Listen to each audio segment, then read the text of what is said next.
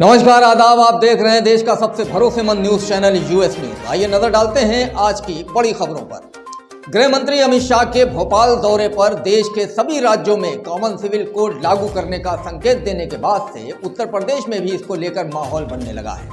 उत्तर प्रदेश सरकार में उप मुख्यमंत्री केशव प्रसाद मौर्य का मानना है कि उत्तर प्रदेश में भी कॉमन सिविल कोड लागू होना चाहिए।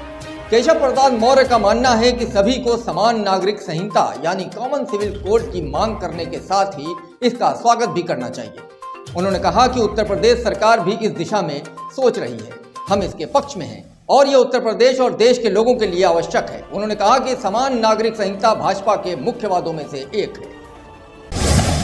तो वहीं शिवपाल यादव की आजम खान से मुलाकात के बाद समाजवादी पार्टी में खलबली मच गई है। अब अपने नेताओं की नाराजगी को हल्के में ले रहे अखिलेश यादव डैमेज कंट्रोल में जुट गए हैं। बुरे समय में दरकिनार किए जाने की वजह से आहत आजम खान की सुध लेने के लिए अखिलेश यादव ने विधायक रविदास मेहलोत्रा को सीतापुर जेल भेजा था। हालांकि उनकी आजम खान से मुलाकात नहीं हो पाई। बताया जा रहा है कि स्वास्थ्य ठीक न होने का हवाला देकर आजम ने मुलाकात करने से इनकार कर दिया। अब सियासी गलियारों में चर्चा है कि आजम खान की जिस तरह से मुसलमानों के बीच लोकप्रियता है, यदि वो पार्टी से अलग होते हैं तो अगले लोकसभा चुनाव में इसका खामियाजा सपा को भुगतना पड़ सकता है। इसको ध्यान में रखकर आजम खान को मनाने की कोशिशें शुरू कर दी गई हैं। लखनऊ के चिनट इलाके में दयाल रेजिडेंसी के पास एक जज के मकान में 32 वर्षीय केयरटेकर मोहित साहू की चाकू से गोदकर हत्या कर दी गई। घर के अंदर खून से लथपथ हालत में मोहित का शव पड़ा मिला है। इस मामले में मोहित की पत्नी ने विवाद के चलते अपने देवर के खिलाफ हत्या का मुकदमा दर्ज कराया है। पुलिस हत्यारोपित की तलाश में दबिश दे रही है। मोहित साहू मूल रूप से छत्तीसगढ़ का रहने वाला था। वो यहाँ चिनट इलाके में भी बाइक मैकेनिक का काम करता था। दयाल रेजिडेंसी के पास एक जज के मकान में पत्नी चंद्राणी और 3 बच्चों के साथ रहता था।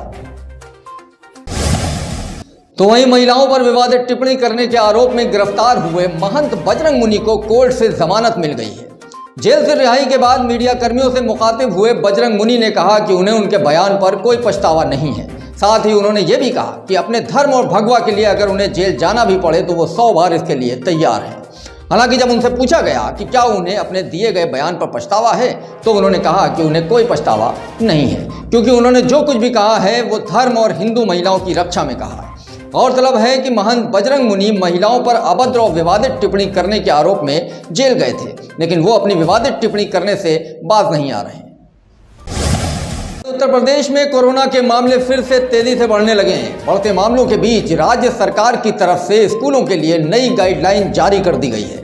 नई गाइडलाइन के मुताबिक एनसीआर के नोएडा, गाजियाबाद, मेरठ, हापुड़, बुलंदशहर, बागपत और लखनऊ के स्कूलों में छात्रों, शिक्षकों और स्टाफ के लिए मास्क अनिवार्य कर दिया गया है।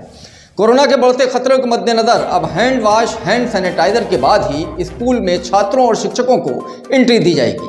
ऐसे में कोरोना नियमों का पालन हो, इसके लिए सरकार द्वारा सख्ती बढ़ा दी गई है। तो देश और प्रदेश की ताज़ा तरीन खबरों को देखने के लिए बने रहिए हमारे साथ और देखते रहिए यूएस न्यूज। नमस्कार, आदाब।